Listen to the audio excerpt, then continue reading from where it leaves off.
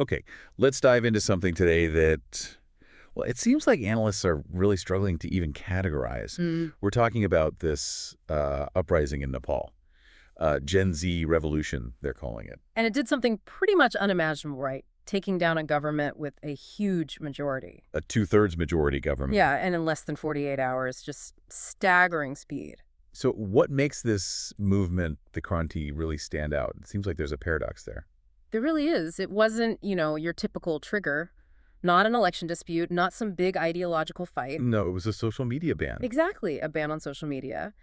And for Nepal's youth, that was, well, it was seen as a direct attack on their voice, their freedom. Our sources are suggesting this is way more than just politics as usual. Oh, absolutely. It's like they're trying to write a whole new playbook for how governance could work, not just in Nepal, but maybe globally. And the demands behind it all are just as huge as the speed, aren't they? Totally audacious. Yeah. 3 core things they're pushing for. Okay, what are they? First, a Nepal that's completely free of corruption. 0 corruption. That alone is massive. Right. Second, equality, but specifically tied to prosperity for everyone. Okay. And third, jobs. Guaranteed jobs for every single Nepali inside Nepal. Wow. So they're not just asking for a few tweaks here and there. Not at all. They've actually got a blueprint worked out. Ah, this is the KRC model. Yeah. And the matrix then. Yeah, the KRC blueprint for policy and this 11-11-11-11-11 matrix for organization. It's designed to make these changes stick permanently. So that's our mission for this deep dive then. Get past the shock value, the headlines. Exactly. We need to really unpack the mechanics of it, understand how they pulled off that 48-hour collapse. Right, the tactic. And then analyze the structure they're proposing, that matrix. How is it supposed to work? And the actual policies, the KRC stuff. Yep. Dig into those economic ideas meant to build this, well, this potentially world-first corruption-free state. Okay, so to get the blueprint, we first need to understand the chaos that made it possible. The shock. Yeah, the shock. Let's go back to April 2025. How did this government collapse so incredibly fast? Well, when you look at the timeline, it's just breathtakingly fast. It all started with that social media ban. That specific ban. Now, maybe to, older folks, it might seem a bit abstract. Like, why that? But for the huge majority of Nepalists, the ones under 30, it wasn't abstract at all. It felt immediate. It felt personal. Censorship. Pure and simple. Yeah. An attempt to shut down the only place where they felt they really had a voice, some kind of autonomy. And the government's first move? Predictable. Utterly predictable and just tragic. Day 1, peaceful protests. Met with brutal violence. Yeah. Sources mentioned 75 deaths. 75 people killed. I mean, usually that kind of state violence, that level of bloodshed, it works. It's designed to crush dissent through fear. Exactly. It often succeeds, creates terror, people scatter. But not this time. No. This is where things went off script. The government, I think, expected the movement to just dissolve. Grief, fear. Standard playbook reaction. Right. But this is where the Gen Z factor really kicks in. Their speed, their scale, their grasp of, digital tactics. They flipped the script. Completely. They took that violence, that tragedy from day 1. And used it as fuel. Precisely. Okay. Fuel for day 2, which some analysts are now calling an information warfare coup. An information warfare coup. And the key thing here, according to the sources, is how it was achieved. Yeah, this is critical. 0 budget. Nothing. No formal committees, no long-term planning sessions. No outside help, no foreign funding whispering in their ear. None of that. So how do you go from being the victims of a massacre on, say, Monday, to completely neutralizing the police force, the state's main tool of control, by Tuesday afternoon? How? Right, and this is the detail that, for a deep dive listener is just crucial. They didn't try to outgun the police. No weapons involved on their side? No, they fought them with information. Personalized information. Okay, explain that. What do they call it? Reverse surveillance. That's the term they used. Reverse surveillance. The aim was pure psychological deterrence. Make the cost of following orders too high for the individual officer. Exactly. Make it personally unbearable to continue the brutality. Okay, but the logistics... reverse surveillance sounds cool, but how does a movement with 0 budget suddenly get all this personal data on police officers? Instantly. Well, it wasn't instant in the sense of a pre-existing database. It was crowdsourced. Using the very networks the government tried to shut down. Precisely. That Gen Z network immediately turned into this huge distributed intelligence unit. So what were they doing? Taking pictures? High-risk photos, videos of police on the front lines, faces, very important, unit numbers, badge numbers, if visible. Vehicle plates, too. Vehicle plates, yeah. Anything identifiable. And this info was then immediately cross-referenced using everything available, geotagged photos from others, publicly available voter lists, even just neighborhood gossip shared through encrypted chat groups. So they could quickly figure out, okay, this specific officer was involved in that incident yesterday. Exactly. Identify and verify the individuals who had been part of the violence. And then what? Did they, like, plaster their faces online? Not exactly. It was smarter, more targeted than that. The info was gathered, aggregated. And then used how? Selectively shared. Not like a public shaming list, initially at least. More like an implicit, almost private warning. Delivered digitally. Through various channels, yeah. Basically saying, we see you, we know who you are, we know where you live. Oh, wow. What you did yesterday, it's recorded, it's tied to you. It was this decentralized, non-violent, but incredibly potent threat. A threat of accountability. Not violent. But exposure. Exposure within their own communities. Yeah. That's the key. It wasn't about retaliation. It was about making them answerable to their neighbors, their families. It shifted the fear. From the protesters back onto the police themselves. Exactly. And the sources we looked at say the effect was immediate, almost overnight. The police just stopped. They essentially melted away, became neutral, realized their personal identities were out there. The risk of obeying orders suddenly seemed higher than the risk of disobeying. Precisely. So they just stood down, some stayed home, the violence stopped, poof. And the state's main weapon neutralized. Within 24 hours, without a shot fired by the revolutionaries. It's an incredible tactical pivot. And that tactical win is what created the power vacuum. Instantly. But the sources stressed this wasn't just, the prime minister resigning. No, far bigger. The collapse was total. It swept away the entire existing political class. Government opposition. The whole entrenched network of corruption that underpinned it all. Yeah. Gone, just swept away. And that's a really critical difference compared to past changes, right? Hugely critical. Yeah. Think about other revolutions, even in Nepal itself. 1990, 2006. Big changes happened then. Democracy, then a republic. Major political shifts, yes. But what didn't change? The underlying structure.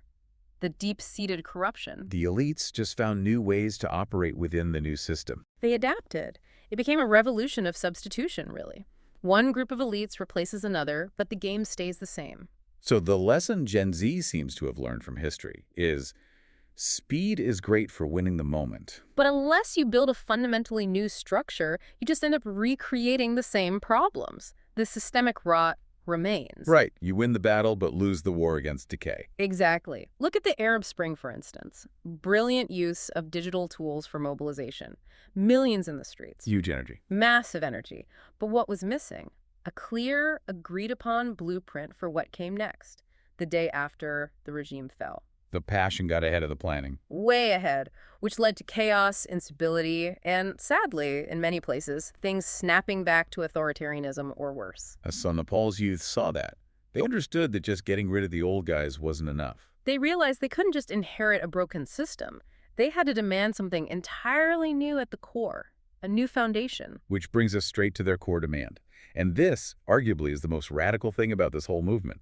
It really might be. Because past revolutions, in Nepal and elsewhere, they usually focused on goals we recognize, right? Republics, federal states, human rights. Standard political demands, things with historical precedents. But this Gen Z movement is demanding something. Yeah. Well, unprecedented. A corruption-free country. Just stated plainly like that. Why is that so revolutionary? It sounds like something everyone would want. Everyone says they want it. But it's revolutionary because it's not a borrowed goal from some other country's playbook. It fundamentally challenges this unspoken assumption. That a little bit of corruption is just inevitable. The cost of doing business. Exactly. That it's just unavoidable friction in any complex society. But the sources we've seen are really clear on this point. No nation on earth, anywhere, has actually built its core political system or constitution around the goal of being truly corruption-free. So Nepal's youth are basically trying to write page 1 of a completely new kind of governance manual. A manual based on absolute integrity as the operating principle. It's a first draft for humanity, in a way. And they see this goal, corruption-free Nepal, as the bedrock for everything else. Absolutely. It's the prerequisite. You can't achieve the other two big demands, equality with prosperity, and guaranteed jobs for everyone in Nepal if the system itself is leaky. Because any money, any effort just gets siphoned off. Right.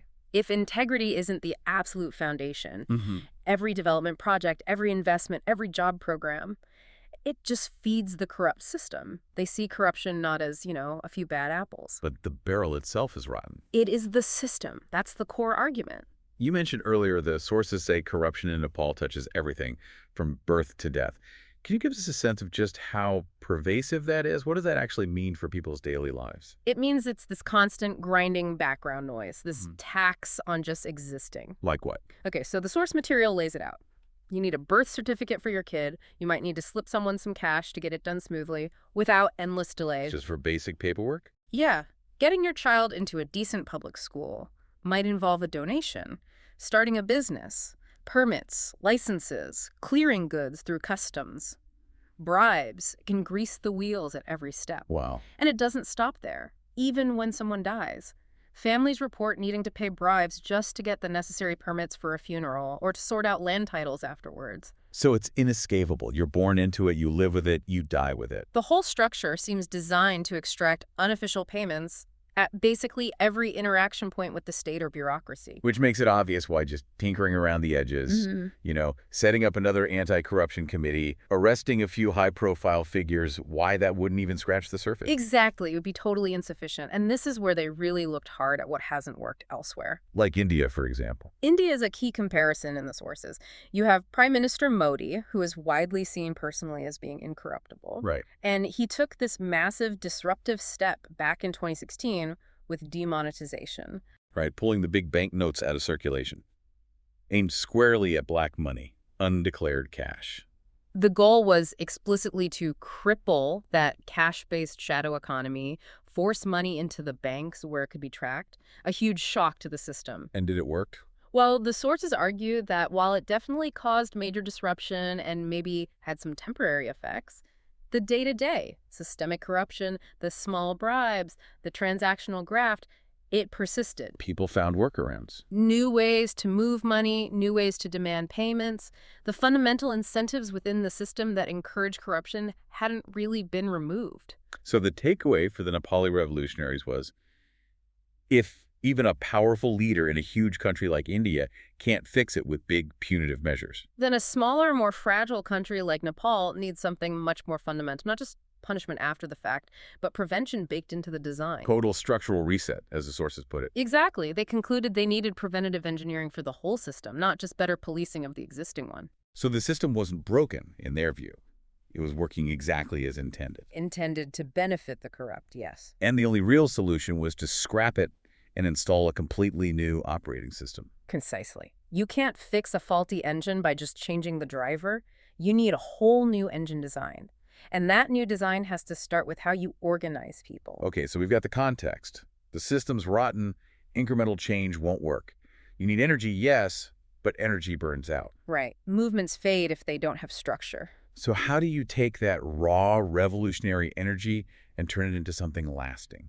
Something democratic, but also effective?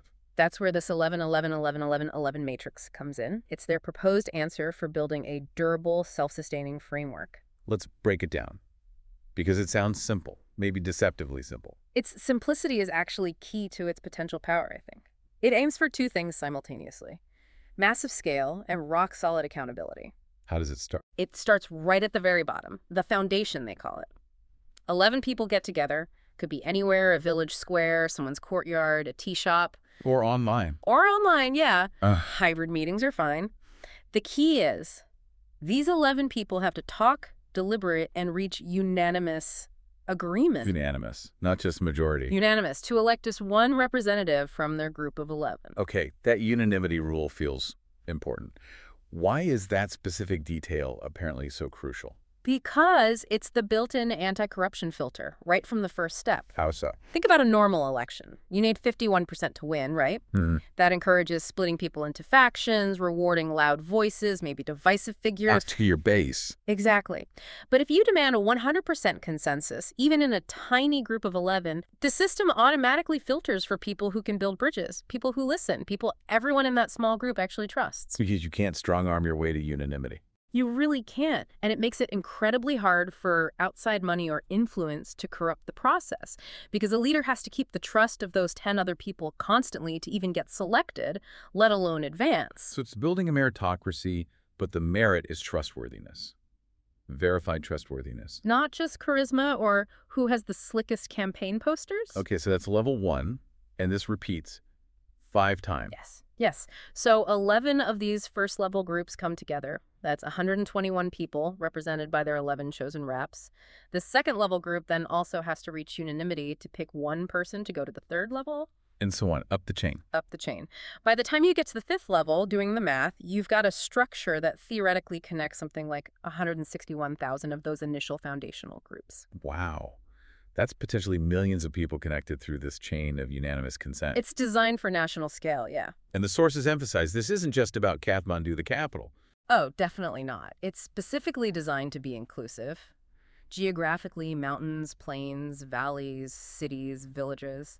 Everyone starts at level 1. But also globally. You Yeah. mentioned the diaspora. Critically, yes. It explicitly integrates the huge number of Nepalists living and working abroad. Students in, say, Sydney or London, workers in Qatar or Malaysia, people in New York. How do they participate? Through virtual or hybrid meetings. The structure provides a formal way for them to be part of these foundational groups and have their voices represented all the way up.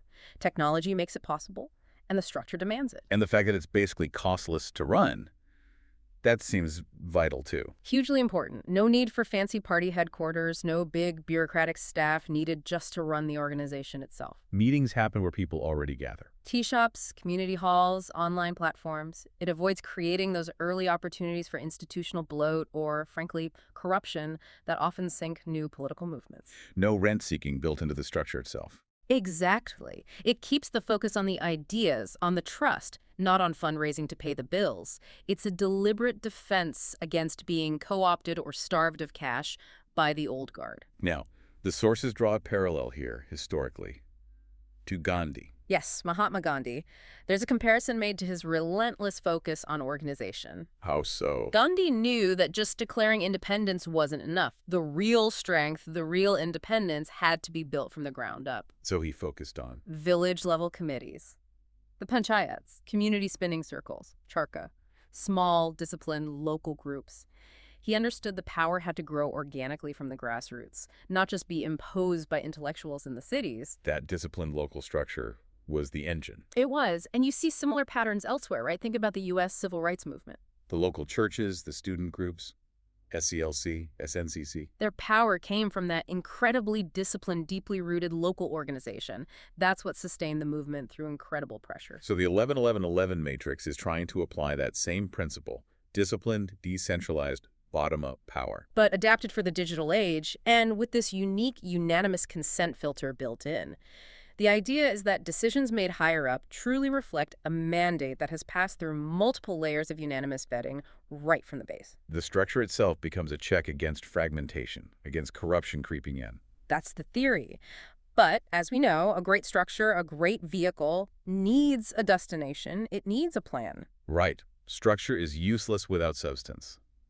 Which brings us to the KRC blueprint. Exactly. The matrix provides the how, the organization. But the what, the actual policies designed to deliver that corruption-free state, comes from this Kalkiism Research Center, the KRC.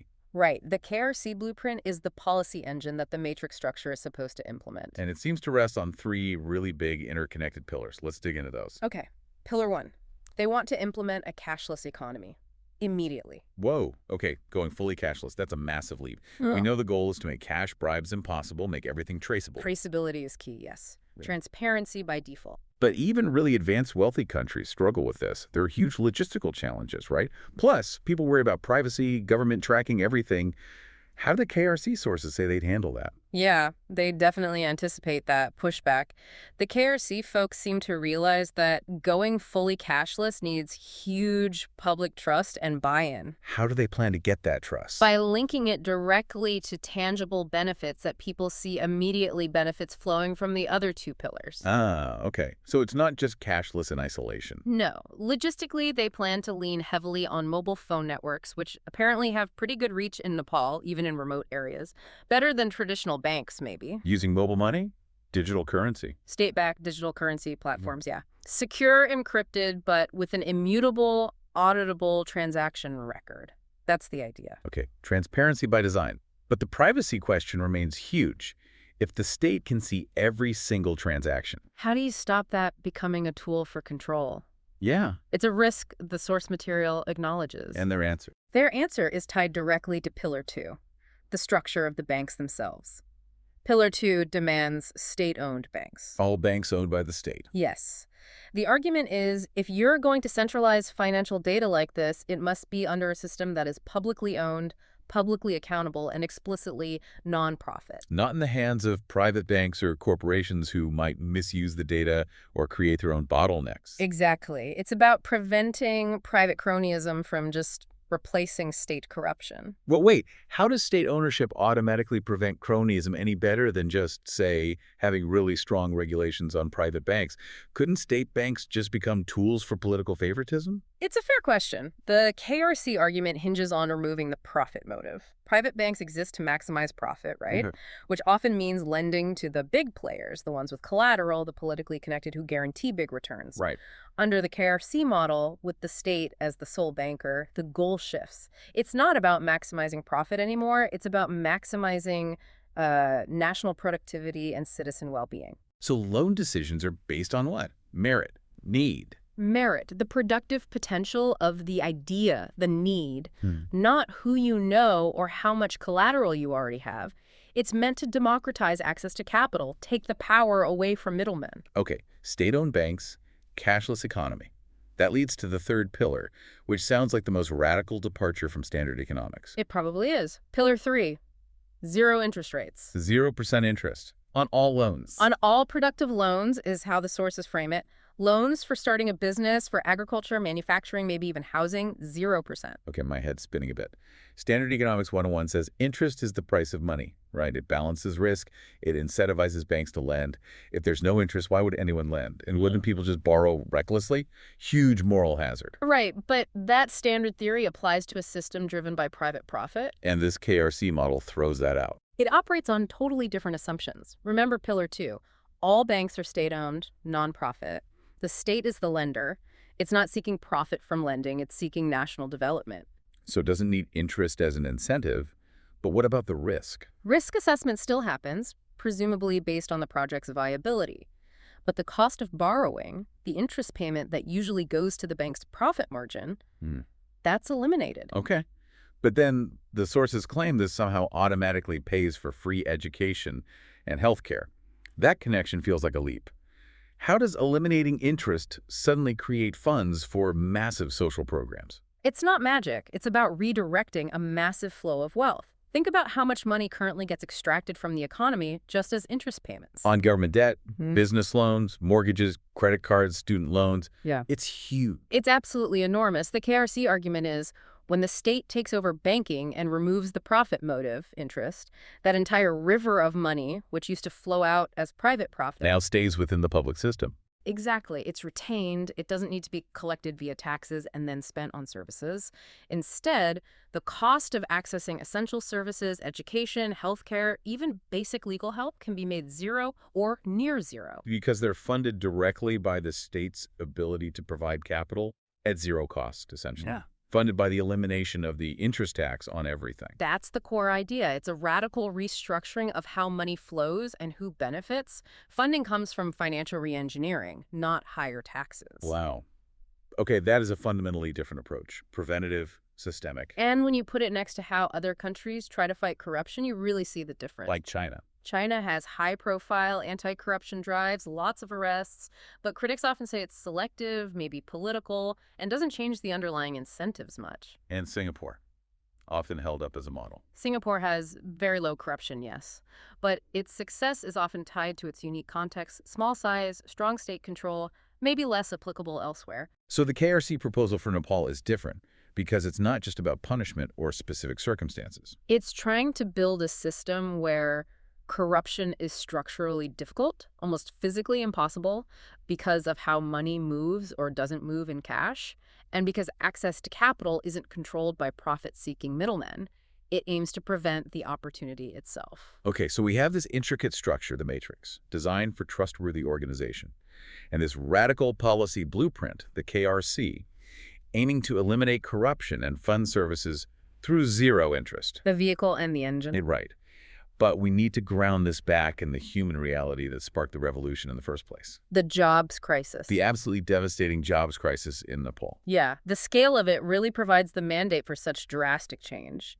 The sources we looked at suggest more than 1 in 3 working-age Nepal. 1 in 3. And some estimates push it closer to 40% are forced to leave Nepal just to find work. They have to go abroad. Middle East, Malaysia, elsewhere. Exactly, which leads to this terrible brain drain, communities hollowed out back home, families split up for years, all because their own country can't offer them a decent living. That's not just economics, that's a social catastrophe unfolding. It really is. So when the revolutionary message becomes essentially, if you want jobs in Nepal, you need to organize yourselves. It connects directly back to the matrix in the KRC plan. The link is explicit.